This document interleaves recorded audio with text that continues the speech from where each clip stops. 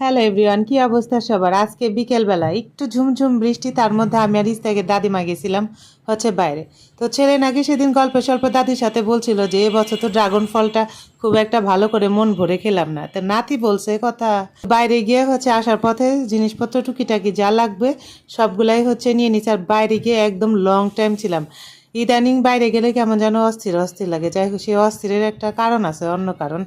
যাই হোক, রাত হয়েছে, বাড়ি চলে আসছি। তো বাড়ির লোকজন মানে ইস্তাকের দাদিমার বংশধররা আমাকে বলল যে আজকে রাতে বেগুন ভাজি দিয়ে ভাত খাবে।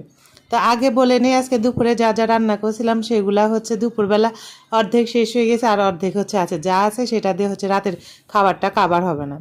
তো কি করব, তড়িঘড়ি করে আবার বেগুনটা ভাজি করতে নিছি। আবার বাইরে থেকে এসে আবার আমরা আবার জামাই বউ গেছিলাম বাইরে। আমাদের আবার টুকিটাকি কাজ ছিল।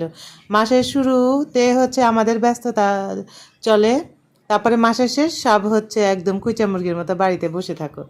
যাই হোক, বাইরের কাজটা শেষ করে আর এই বেগুনগুলা আমার ছেলেটা দেখলাম বেশ পছন্দ করে। তবে এই বেগুনগুলো আমাদের বাড়িতে খুব একটা খায় না, মানে এইবার দিয়ে হয়তো 2-3 বার এই বেগুনগুলা নিয়ে আসছে। তবে বেগুনগুলা কিন্তু মোটামুটি বেশ ভালো। তো বেশ লম্বা লম্বা। তো তো আমি আবার ভাবলাম যে এত লম্বা দেখা যাবে যে কড়াইয়ের মধ্যে দিয়েই কয়েকটা দিলেই কড়াই ভরে যাবে। তো বুদ্ধি করে আবার কেটে ছোট ছোট করে পিস করে নিলাম। আর লবণ, হলুদ, মরিচ, এই জাস্ট এই 3টা জিনিস দিয়েই মাখায় নিছি।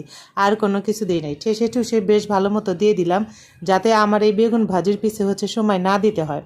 কারণ অনেকগুলা বেগুন ভাজি ঢেকে দিয়ে এখন ঢাকনা তুলে দেখি যে কী অবস্থা। তো এক পিঠ দেখলাম যে একটু উলট পালট করে দিলে হয় কি, বেগুনটা বেশ ভালো সিদ্ধ হয়ে যায়। তবে বেগুনগুলাই দেখলাম যে খুব বেশি তেল লাগে না, অল্প তেলেই হয়ে যায়। বেগুন ভাজিতে শুরুতেই যদি বেশি করে তেল দেওয়া যায়, তেলের পরিমাণটা শুরুতে হয়তো বেশি লাগে, কিন্তু ভাজতে নিলে তেলটা বেগুনের মধ্যে অত পরিমাণে যায় না। আর যদি কিপটামি করে একটু একটু তেল দিয়ে বেগুন ভাজি করি, বেগুনটাও কেমন যেন গ্যাসটা হয়ে যায়, আর ভাজতেও বেশ সময় লাগে। যাই হোক, আমি পর পর পর পর করে দিয়ে দিয়ে বেশ কড়া করে করে ভেজে নিব। আর বেগুনের যে মশলাটা আছে সেটা দিয়ে কিন্তু তেল আর ভাত আর মশলা দিয়ে মাখাইলে খুবই মজা লাগে। যাই হোক, একবার ভেজে উঠে নিছি, আর একবার একদম গামলাটা সহ ছেড়ে দিছি। এলোমেলো হয়ে আছে, ভাবলাম যে খুন্তি দিয়ে সুন্দর করে সেগুলা বিছায় নেই।